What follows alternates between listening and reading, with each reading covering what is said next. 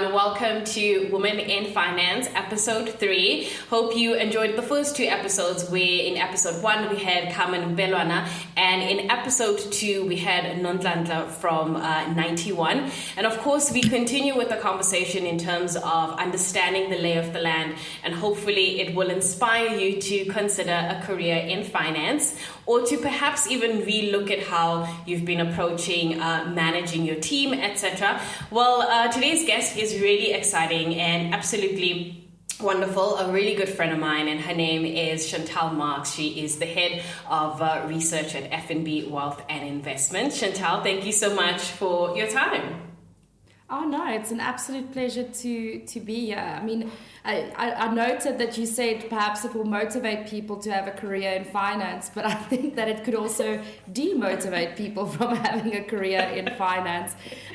It's not always easy, but hopefully that clarity will be there.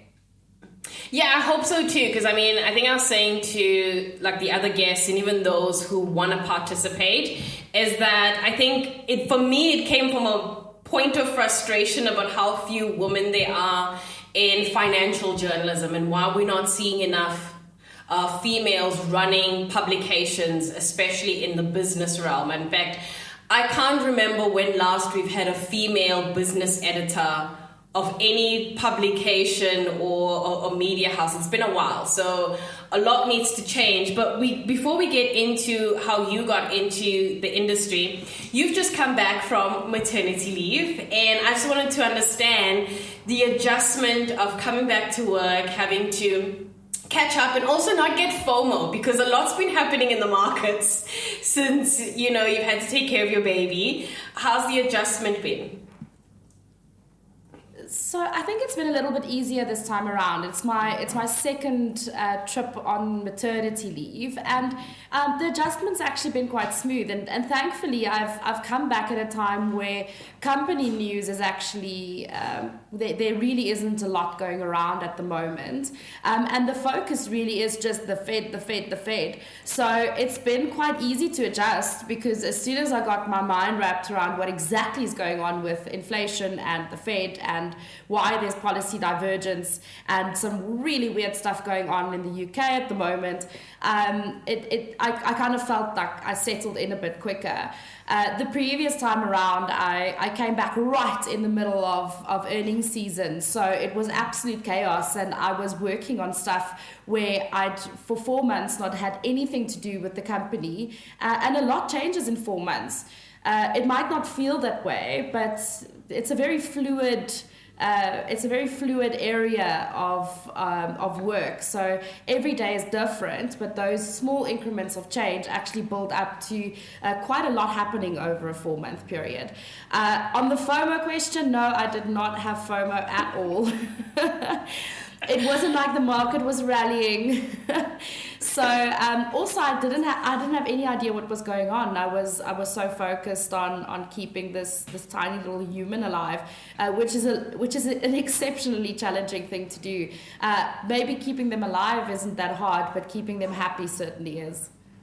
Yeah, because I mean, today is September 26th, and I'm going to mention that I'm on leave today, and I'm getting FOMO because there's so much weird things happening in the UK with the pound and the oil price, and I'm not going to be able to talk about it. And it's actually a week of leave, and I feel like so much is going to happen, and I'm just going to sit in a little corner and just watch it on my screen, because that's probably the closest I can get to it.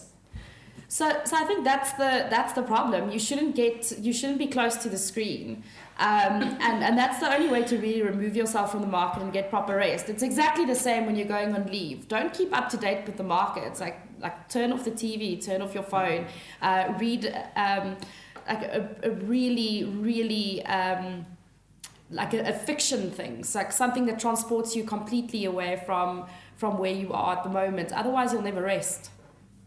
I think at this point I'm going to settle for binge watching season 2 of The Kardashians. Like, I think maybe that'll help. Trashy reality TV is as good as any book. Yeah. So let's get into how you got into the industry. I mean, did you always know you were going to end up in finance, or what was the journey like for you? No, not at all. I didn't even consider finance as a possible career when I was growing up. I thought there were like 4 careers. Like you could become a doctor, a lawyer, an accountant, or an engineer. And when I always thought I was going to be a doctor, I had such a love for the subject of biology. And my father was a doctor as well, so it was something that I really loved. But he insisted that the job it's not justified by the money, it's not justified by the joy you get out of the job, the amount of time that you have to put into it. You really don't have a life of your own. So he strongly discouraged me from studying medicine. Plus, I was pretty poor at physics, which is also an important requirement when you think about studying medicine. And I started thinking about other things that I could do. And a guy at the gym actually said, "Oh, you're so good at maths. Why don't you become an actuary? They make so much money." And I thought to myself, I don't know what that is, but let me go and read up about it. And I was like, okay, yeah, they do lots of maths. I'm really good at maths. I enjoy it. And that's what I attempted to do at university.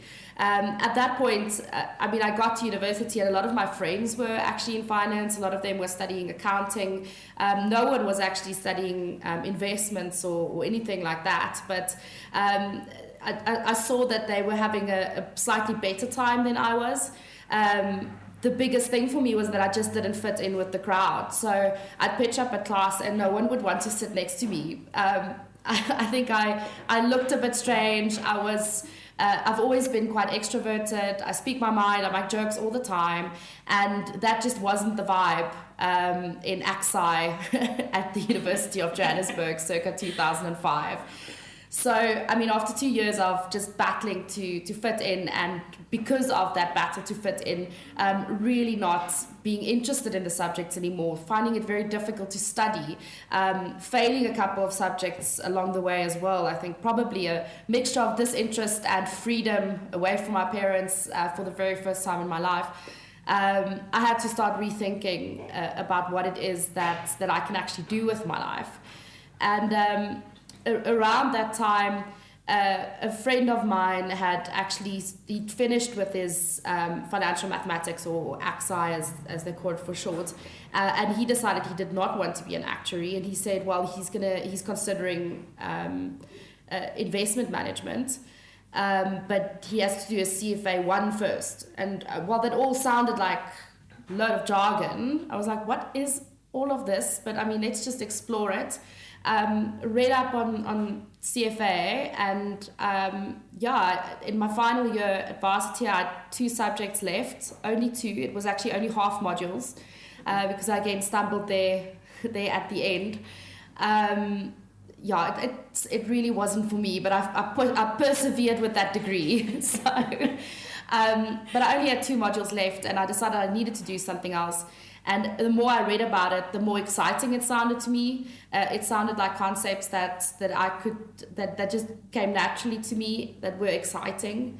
And it appealed to me that this is something that changes every single day. So you're never going to have the same day every single day. I enrolled for CFA level 1, studied my little bum off, and I got it, and was able to then go from studying maths essentially to investment management honors, and I found my tribe.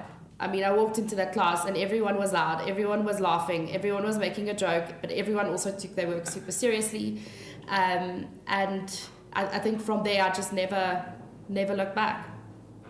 So the last time we had a conversation, you were sharing your Melville days. Were the Melville days during the first year or first 2 years of varsity?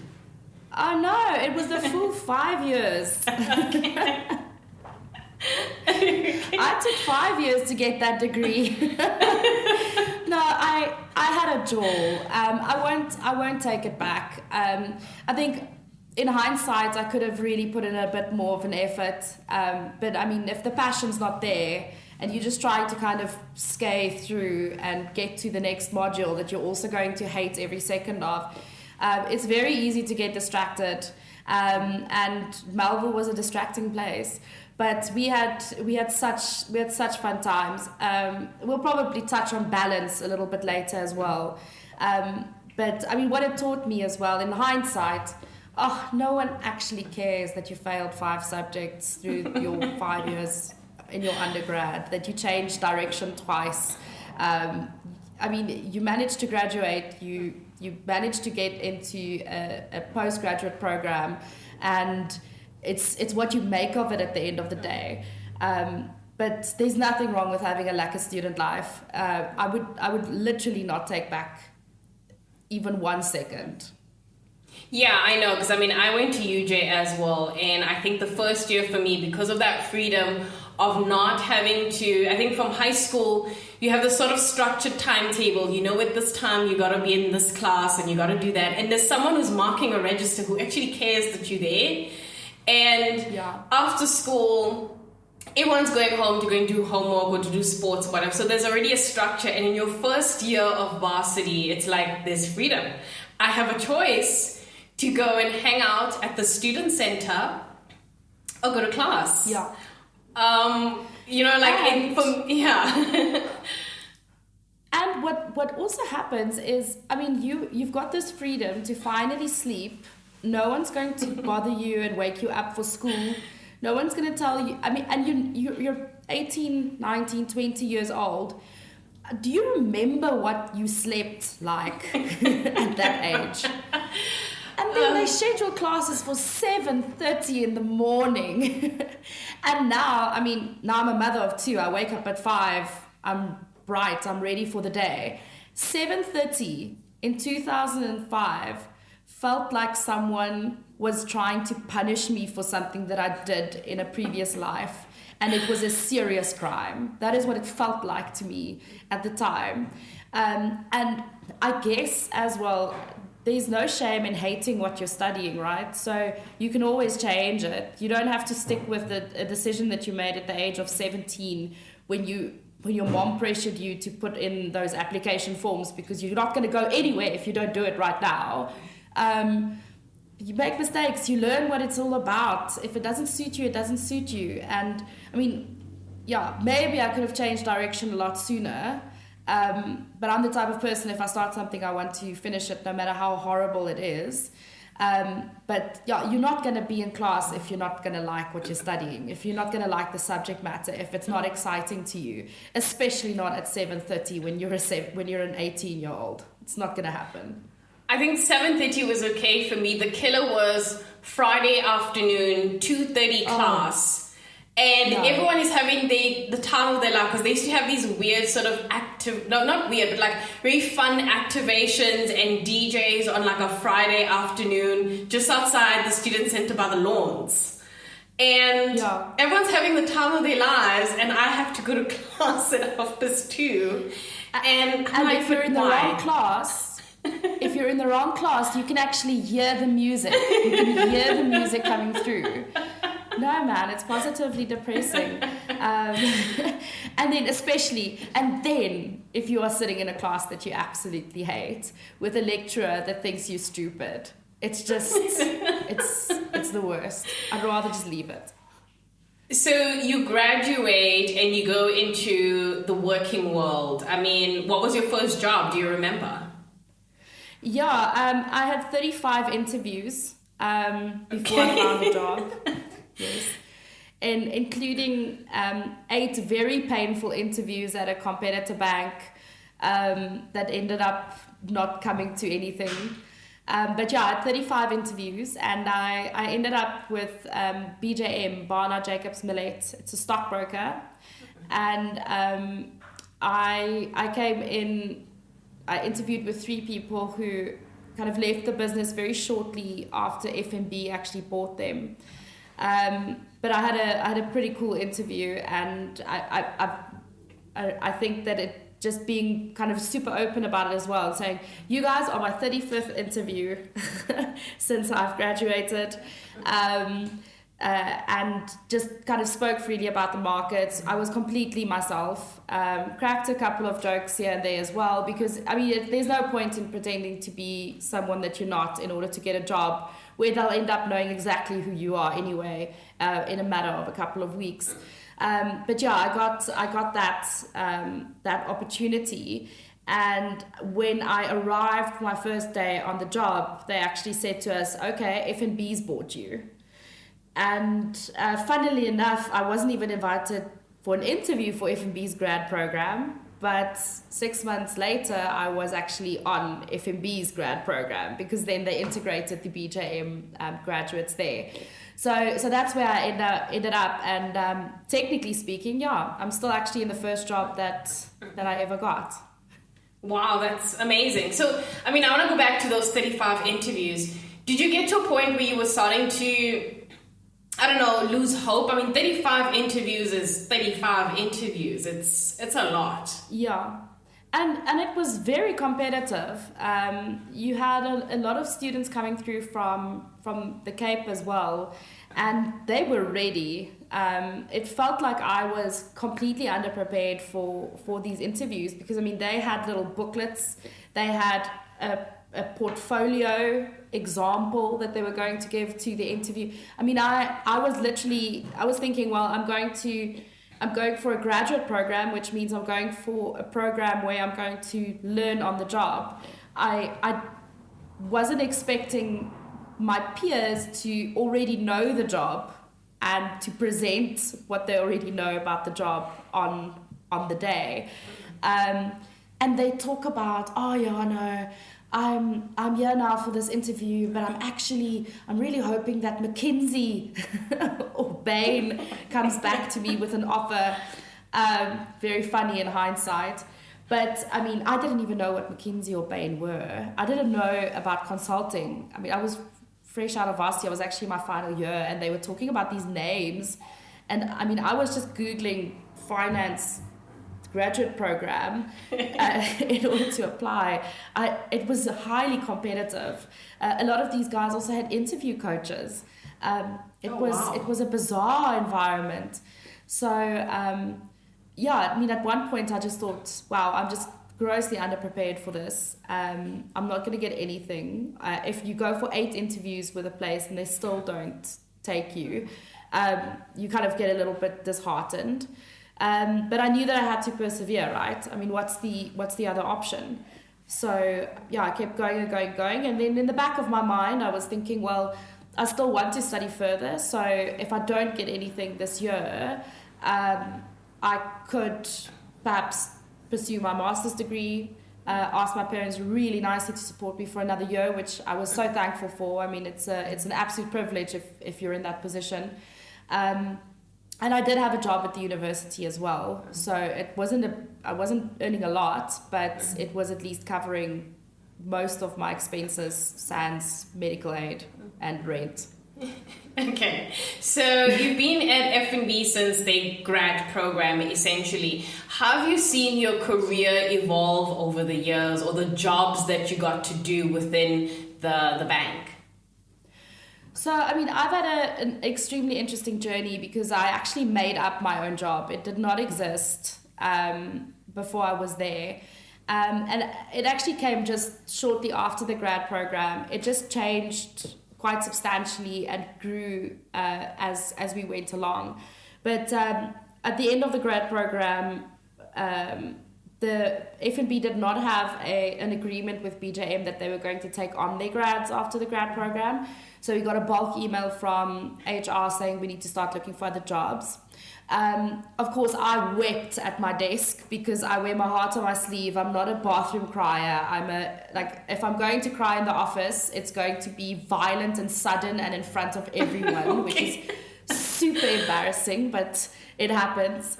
Yeah. So I was weeping at my desk. And a colleague of mine at the time, Mark Fussell, he actually came to me and he said to me, "You are so talented. There is no way that you're going to go anywhere." And Mark Appleton, who I was reporting to at the time, and who ended up being my mentor for the longest time until he retired a couple of years ago, he was like, no man, this email isn't for you. It's for other graduates. It's not for you. And but I realized that I need to think of something fast, because essentially what I was doing could be done by a new grad. It could actually be done by anyone. Coincidentally, they ended up not firing anyone. All the grads actually got their jobs because I wasn't the only violent weeper in the in the bank on that day. Yeah. But I knew I had to think of something fast, and we'd been working on improving the content that our stockbrokers and portfolio managers can take to their clients. At the time, they were kind of left to their own fruition. So if a client phoned and asked an opinion on Astral Foods, for example, they were like, oh, Astral, the chicken guys. I don't know. I feel chickens are a difficult business. It's a bit messy. The price has gone up 40, but there's no clear view. There's no breaking down the drivers of that business, and there's no house view. There's no view that every client should be getting the exact same standard of service, right? So if you had a younger stockbroker with an affinity to retailers, he won't be able to tell you anything about the banks. If you have an older stockbroker who's always punted the banks and the mines, and a guy's asking about a new investment that happens to be, or a listing that happens to be something like a SPAC, those guys won't be able to help you. So we started working on like providing content to the front line that they can actually share with their clients. And I mean, it started with a couple of companies, and it grew to 150 companies under coverage. And it's retail focused. So we don't produce research that goes over the layman's head. I mean, what I always say to my team as well is you need to write about a company in the way that you would explain and explain these concepts in the same way that you would to your grandfather or your grandmother or your cousin or your younger brother that's still in school. People need to understand what you're saying to them. And yeah, I mean, apart from companies, we ended up growing it to markets in general, asset class coverage, preference shares, BE shares, ETFs, ETNs. And the idea is that a client isn't left alone. And even if they don't have their own personal stockbroker or portfolio manager, but they just use our platform, they have access to all our research. So they'll be getting the exact same level of service, even if they don't have that personal connection. So I must tell you. So that's what I made up. Okay. Well, so far so good. I mean, I think we get your research, like the emails do come through. So very, very useful, very, very helpful. But I must say, I'm a bathroom crier. I'm not. It's not sudden. It builds slowly, and I can feel it. And I need to go to the bathroom away from people and cry it out. And then I feel like when I come back, people can tell something happened here. You okay? Yeah. But yeah, I'm the bathroom crier. I don't know how to do it in public. No, I don't want to do it in public, but it's like this. I'm like that emoji. Okay. It's embarrassing, and I mean it hasn't changed with age. I'm still a public crier. Like it hasn't changed, and it's just sudden, and it's ugly. It's nasty. I'm not one of those single tear criers. I do the face, which is the whole face. It's such a nice way for me to get to my second question, because there's this misconception that when you have women in finance who are right at the top or who are climbing up at the top, men sort of think we're too sensitive, we're too emotional. You're supposed to be, have this hard shell around you and not show emotion, etc. And have you ever encountered that, and how have you had to deal with being who you are and being authentic to who you are? And if you wear your heart on your sleeve, you wear your heart on your sleeve, and you're not going to try and change because that's what the boys want you to be. Yeah, the boys are super sensitive and emotional too. They just express it in different ways. So, I mean, something like being super boastful, which is something that some men tend to do.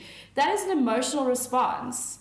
it's an emotional response to an insecurity, right? Or it's an insecurity that you're trying to shield. Being boisterous and loud or calling someone out, it's emotional. It's not something that you're thinking about clearly. So everyone has different emotional responses. Women it just tends to come out of our eyes. For men, it comes out of their mouths, and it can be just as hurtful to their. Well, it can be more hurtful to your colleagues and your employees than the occasional tear at the desk, right? And I think if people around you know that you're just a human being, it disarms them as well. So it makes it easier to connect to people around you, to your colleagues. It makes it easier to connect to your immediate team as well, and for them to see, you know what, I had a good cry here for about 2-3 minutes because I'm a human, but I'm dusting myself off and I'm getting the work done. It's not like I have a cry and then I have to go home and I have to go sleep it off, and that's not the way that is not what's happening. It's just, you know what, or in your case, you know what, I'm going to excuse myself. People can see something happened there, but you're still getting the job done. I'd argue that some of the emotional responses that we get from men are a lot more harmful and hurtful and long-term damaging to the workplace and employee morale than a couple of tears at the desk will ever be. So I mean, it depends on how you deal with it. And to the men, I'd say, guys, you guys are emotional too, just in a different way.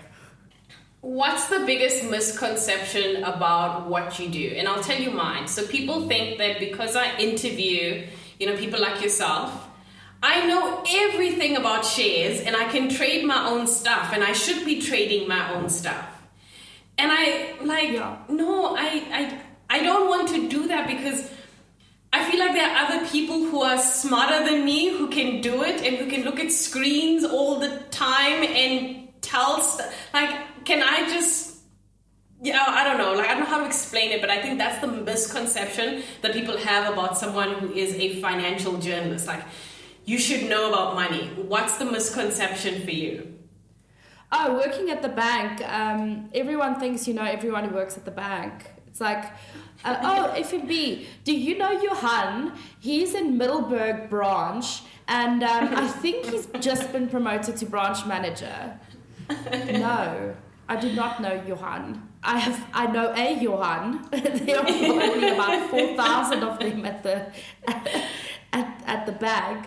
So that's one thing about working at the bank. And then another thing is that people think I'm on all the time. And they also ask there's a lot of unsolicited advice or requests that come through my way. What do you think about, I don't know, what obscure share, nutritional holdings? And then I'm like, you know what? I know that they put out a really dodgy SENS and they signed it. What was that? What you say when you go on a ship? Okay. Anyway, it was bizarre. It was like a weird way. Instead of saying kind regards, it was like all aboard or something like that, which raised a red flag. But apart from that, I know absolutely nothing about the stock. Do you think I should buy it? I don't know. I wouldn't, because I don't know anything about it. So perhaps that's where you should start. So I get a lot of questions like that. I also had the crypto trolls that were quite intense. So I go to a wedding, and then this guy approaches me and he says, I've seen you on TV. What do you think about Bitcoin? And I'm like, you know what? I'm really not a fan. Bitcoin's not my vibe. I mean, I've said it from the start.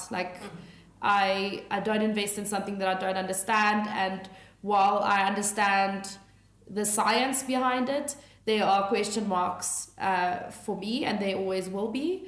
So I kind of explained it to this person like that because I want to be nice. And then they're like, oh no, you just don't get it. You just don't get it, eh? You're really gonna kick yourself one day because you didn't get on board with crypto and Bitcoin. And I'm like, I'm sorry, who are you again? And like, no, I'm the groom's cousin. I come from Brits, and I'm a brickmaker. Okay. I'm like, cool. Okay, did you read the white paper? What white paper? Toilet paper? Oh. No. Gosh. Yeah, that is very scary. I get a lot of weird conversations like that. So people with their own views trying to, like, getting upset because I'm not sharing in those views. Yeah, there are weird things. Yeah. Like, you know that as well. So over the years, how have you managed to be quite clear about your career expectations, in the sense that if there's an opportunity that you want to put your name forward for, you'd put your hand up and say, I want to do this, or if there is a raise that you feel like you should be getting or be considered for, do you find that you are becoming more clear about the path that you want and your expectations, etc.? My problem is that my path changed, or my idea of what my path is keeps on changing. So it's very difficult to be clear about it. And motherhood would do that to you, right? So you're on one specific path, and I think that this happens to a lot of women, and that's one of the reasons we also have a gender pay gap. So it's gender pay gap, and then also we've got little representation of women in senior leadership positions.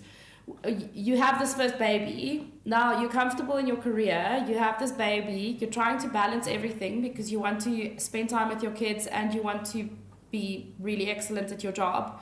So you pass on that opportunity, or you don't put your name up for something because you're like, oh, shit, can I really manage a 6-month-old baby and a promotion at work? And then the second opportunity comes and you're like, oh, well, I really have to start thinking about a second child. Is now the best time for me to actually put my name forward for something? And it can go on like that for quite some time. And it really is a mental shift that you have to make. And it's actually something that I've been discussing with my line manager as well.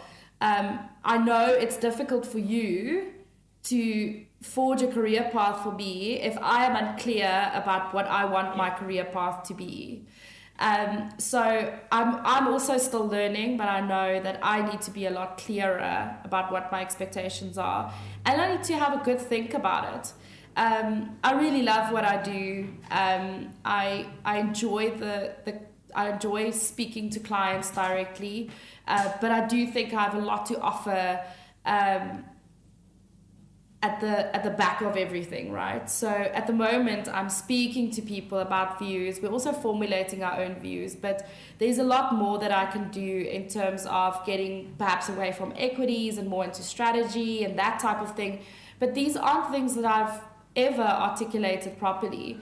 What I did used to do is I used to get really upset when someone would get promoted, but I wouldn't have even put my name up for the job. So learning as I'm going along, not great at it yet.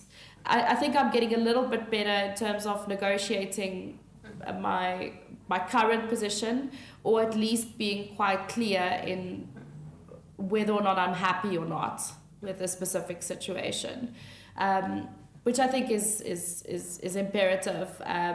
It's like I said, I mean, no one's going to know what your ambitions are if you don't express them or formulate them in the first place. And similarly, no one's going to know what your expectations are in terms of salary if you're not clear about it. Which then brings me to the question, have you had mentors over the years? Do you have a mentor right now, like someone you'd call and ask for advice, and they've been following your career so they more or less can help? No, so I had a mentor for many years, Mark Appleton. He retired a few years ago, 2 or 3 years ago. And yeah, I mean, I haven't, if you know Mark Appleton, you'll know he's not really replaceable. Like he's a character and technically excellent. And it's very difficult to find someone like that. Also a very open, honest, fun person, someone that you laugh with as well. A mentorship relationship can be very serious. And I think that it should actually be a fun experience, and it should be an organic experience, right? So it's very difficult to force. So the last 3 years, I mean, we've been working at home. I've had 2 kids. I haven't replaced him. But I mean, I guess that these things just happen naturally. So perhaps when we get to spend more time with people again, that kind of relationship forms naturally again with someone with a bit more experience than me.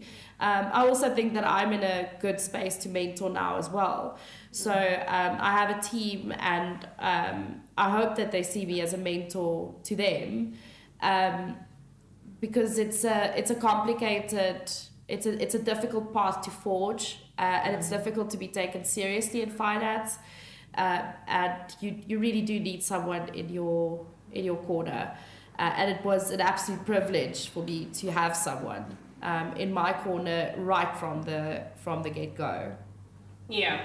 I mean, this one's going to be perhaps maybe even a tricky question. I mean, you've been at FNB for a fairly long time. So, I mean, what have you seen over the years in terms of how FNB helps to sort of empower young women, especially perhaps even in your team or around the girls or the young women that you've seen over the years? I mean, what's that like? Is it a thing where they give you more responsibilities? Is it skills development? What have you seen? So we have a pretty well structured learning and development team, and the expectation is that you do upskill yourself, and those opportunities are available to everyone.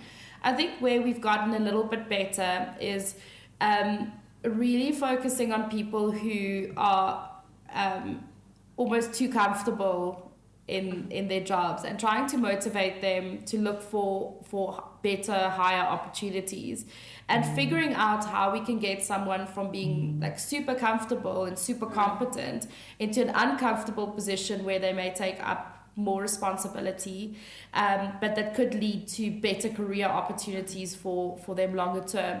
It is something that we're always talking about with our HR business partners. We do it at least once a year, where we go through every single person in the team and we say, well, where's this person going? What is our plan? What is their plan? What are their ambitions? And really trying to get people outside of that comfort zone. Because I mean, as I mentioned, for women, especially when we're going through the family building phase, it's very difficult to put yourself out there. It's very difficult to go for a promotion because you think that you are going to give something up in order to do that. And just providing that support and also a little bit of a push, I think is super important. And then I think FNB is just a really friendly environment to work in. The vibe's really great. We have good rapport, and I mean, particularly in my team, there's no one's competing with each other. Yeah. There isn't politics in our team. We don't speak about anyone behind their back. It's super supportive, super fun. And we're not going to judge anyone. I mean, even if you disappear for an afternoon, there's usually a really good reason why someone has just disappeared for an afternoon. No one's going to accuse anyone of anything, because we're all just human in the end. Yeah. And I mean, FNB generally has just been really good to me throughout my my family building journey as well.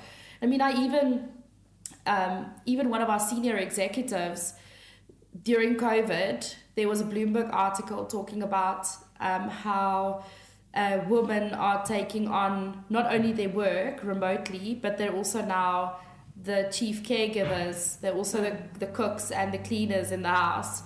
And I actually had him send me the link, and he's like, are you feeling this way? Are you feeling this overwhelmed? And just the fact that like a senior executive reads an article and he thinks to reach out to his senior managers and to say to his female senior managers, are you okay? How can we help you? That speaks to the culture of the bank, right? And it speaks to the culture within those teams. That's amazing. Wow. So this is a question that sounds so cliche, but I always think it's important to look back at your life and your career and stuff you've achieved. If you could advise your younger self, what would you say to her? It could be one or two things. I don't know. It's up to you. I think I would say to her to just to not put that much pressure on. Don't put this much pressure on yourself, and you don't have to be perfect at everything. I mean, I think inherently I've always been a perfectionist. I'm an oldest child. I've got an A-type personality. I'm a people pleaser. All the stuff that make people burn out in the end. And I think my younger self was very disappointed that my marks weren't good and that not everyone liked me, and particularly at 19 years, like getting into university, being this weird person in the class who no one wanted to sit next to, failing a couple of subjects, having a lecturer tell you you're stupid to your face.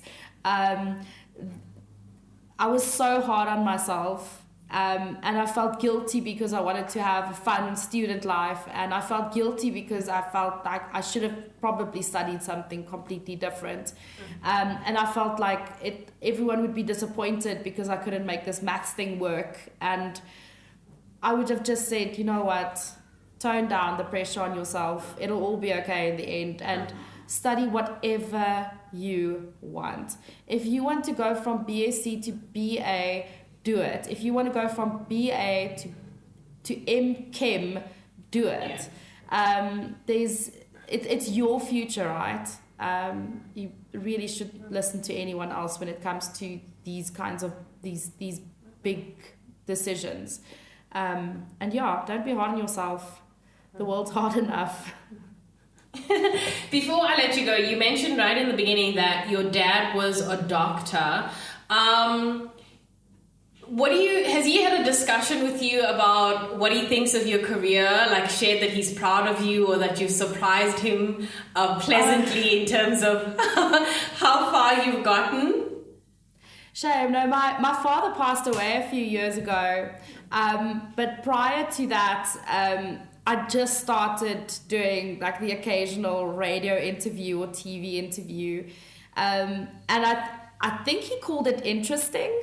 Okay. Which we know when our parents call something interesting that they're not quite sure about this whole thing.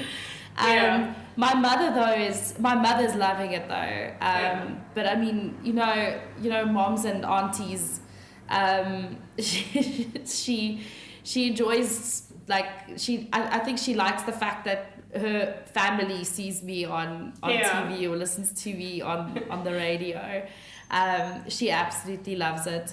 And I do think that, I don't think that she ever thought that this would be a career that I would have ended up in. And yeah, I mean, life doesn't always end up the way that you planned it. And it definitely doesn't end up the way that your parents planned it. But yeah, they adjust, and I think she's happy. Okay. As long as you're happy, I think that's what matters. As long as you're still loving what you're doing. Oh yeah, I'm having a jaw. Okay, cool. Chantal, thank you so much for your time. That is Chantal Marx from FNB Wealth and Investment, giving us her perspective on her career, the journey, the highs and lows, and of course giving us some laughs along the way. So I really enjoyed that conversation, and I hope that you've enjoyed it as well. And you can like and comment at the bottom of the video, and stay tuned for episode 4.